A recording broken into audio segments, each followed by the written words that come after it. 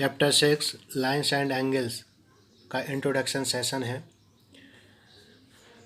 सबसे पहले हम इसमें समझेंगे पॉइंट। ये 5th चैप्टर में भी हम इसको समझ चुके हैं। Point have no breath and length.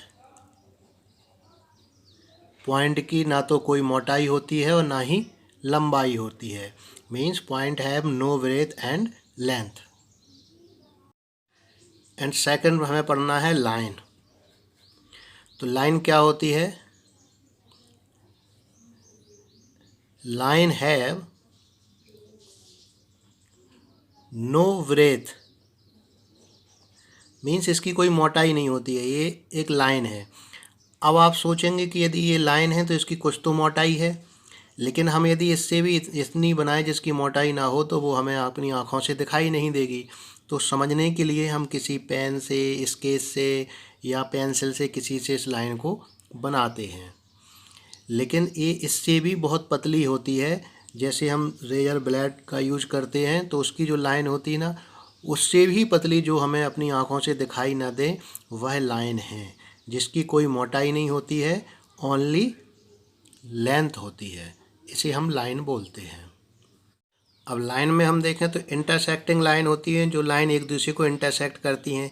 जैसे ये लाइन एल है, ये लाइन एम है, ये दोनों इंटरसेक्ट कर रही हैं पॉइंट ओ पर, तो ये इंटरसेक्टिंग लाइन हो गई। और साथ में होती है एक पैरेलल लाइन। ये पैरेलल लाइन है जो किसी भी पॉइंट पर इनका डिस्टेंस इक्वल होता है। अब इसके अलावा हम पॉइंट को समझे, कॉलोनियर पॉइंट होते हैं। कॉलोनियर पॉइंट क्या होते हैं? 3 या 3 से अधिक पॉइंट हों, जैसे 1 2 3 पॉइंट्स या 3 से ज़्यादा पॉइंट हों, लेकिन वो एक ही लाइन पर हों। ये 3 पॉइंट्स क्या है, एक ही लाइन पर हैं, तो ये क्या होंगे? ये कॉलोनियर होंगे, एक कॉलोनियर पॉइंट होंगे। लेकिन यदि ये एक ही लाइन पर ना हो, ये ऐसा ऐसा ऐसा ऐसा कुछ हो, ये क्या है? ये एक ही लाइन पर नहीं है, ये लाइन इधर गई है तो ये अलग हो गया है, तो ये क्या हो जाएंगे? नॉन कॉलोनियर। ये हो जाएंगे नॉन कॉलोनियर। तो पॉइंट समझ लिया हमने। पॉइंट्स में कॉलोनियर पॉइंट भी होते हैं, नॉन कॉलोनियर पॉइंट होते हैं। लाइन, तो लाइन को हम पहले भी समझ चुके हैं, एक बार फिर समझा हमने कि line have no breath only length, intersecting line and it is parallel line. अब हम समझेंगे एंगल। नेक्स्ट है एंगल्स। एंगल्स किसी एक पॉइंट से कोई 2 रेज निकलती हैं। एक ये रेज हो गई एल एंड एक एनोदर रेज हो गई ये एम। ये दोनों मिलके जो एंगल बनाएंगी, इसी को हम एंगल बोलते हैं। इन दोनों से मिलकर जो एक फिगर बनता है ये एंगल कहलाएगा। इसको हम किससे करते हैं? डिग्री से डिनोट करते हैं। जो भी होगा उस पर डिग्री लगाते हैं। तो कोई पॉइंट होगा, उससे जब 2 रेज निकलेंगी तो उनमें कुछ ना कुछ एक एंगल बनेगा। अब एंगल्स के टाइप क्या होते हैं? अब फर्स्ट समझ लेते हैं। फर्स्ट है एक्यूट एंगल।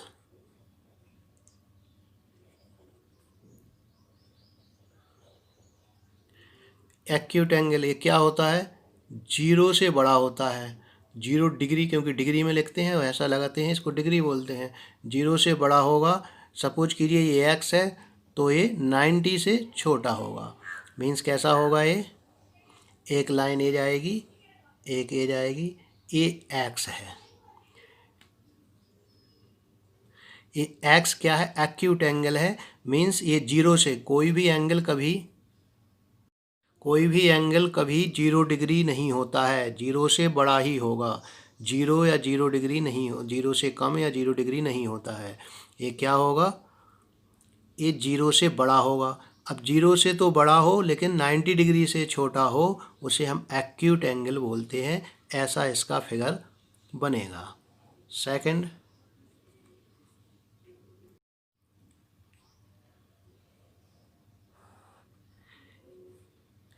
ये 2 रेज है। इसमें जो एंगल ए बन रहा है इसको हम बाई कह देते हैं। अब ये जो बाई है ये किसके इक्वल है? By equal to 90 degree. Means ये 90 डिग्री का यदि है तो इसे हम बोलते हैं right angle. Right angle, right angle 90 का होगा, ना इससे छोटा होगा ना इससे बड़ा होगा, इसे हम राइट एंगल बोलते हैं। इससे यदि 0.01 भी कम होगा तो वो है एक्यूट एंगल है। मीन्स 90 से छोटा होना चाहिए, एक्यूट 90 नहीं होना चाहिए। तो 90 से छोटा क्या? 0.001 भी लेस है तो ये एक्यूट एंगल हो जाएगा। एंड थर्ड है ऑब्ट्यूस एंगल। ऑब्ट्यूस एंगल क्या होता है? एक एंगल हम इधर बना लेते हैं, ये 2 रेज हैं, इसको हम जेड बोल देते हैं। अब ये जेड क्या होगा? ये 90 से बड़ा होगा, 90 डिग्री से बड़ा होगा, लेकिन 180 से छोटा होगा। मीन्स 90 से बड़ा है ये, 180 से छोटा होगा, इसको हम बोलेंगे ऑब्ट्यूट एंगल। फोर्थ है स्ट्रेट एंगल।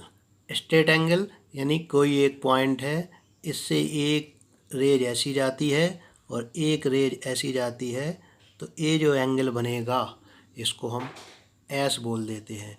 एस क्या होगा? S equal to 180 degree. ना तो ये 180 से कम होगा ना 180 से ज़्यादा होगा, इसे स्ट्रेट एंगल या इसे हिंदी में कहते हैं सीधा कोण, इसे हिंदी में बोलते हैं अधिक कोण। And now fifth, reflex angle. Reflex angle कैसा होता है? ये 2 रे जैसा एक्यूट एंगल था एक ऐसा बनेगा, ये तो हो गया एक्यूट, लेकिन इसके जो बाहर ये बनेगा, ये जो बाहर का एंगल बनता है ये तो एक्यूट एंगल है। एक्यूट एंगल के बाहर जो एंगल बनेगा इसे हमने टी बोला है। तो टी क्या होगा? ये टी 180 से तो बड़ा होगा लेकिन 360 से छोटा होगा। 360 से छोटा होगा, 180 से बड़ा होगा, इसे हम रिफ्लेक्स एंगल कहते हैं। नेक्स्ट है लीनियर पेयर ऑफ एंगल। मतलब पेयर क्या होता है? जोड़ा, पेयर, एंगल्स का पेयर। लीनियर मीन्स कोई एक सीधी स्ट्रेट लाइन है, इस पर कोई एक एंगल बना है, एक ये बना है एक्स और ये बना है वाई। अब angle Y plus angle X equal to 180 degree यदि होगा तो ये लीनियर पेयर होगा। मीन्स दो एंगल बन रहे हैं, इन दोनों का ही प्लस यदि 180 है तो उसे लीनियर पेयर ऑफ एंगल कहते हैं। इन दोनों का प्लस क्या होगा? 180, तो इसे क्या बोलेंगे? Linear pair angle. And next है एडजेसेंट एंगल।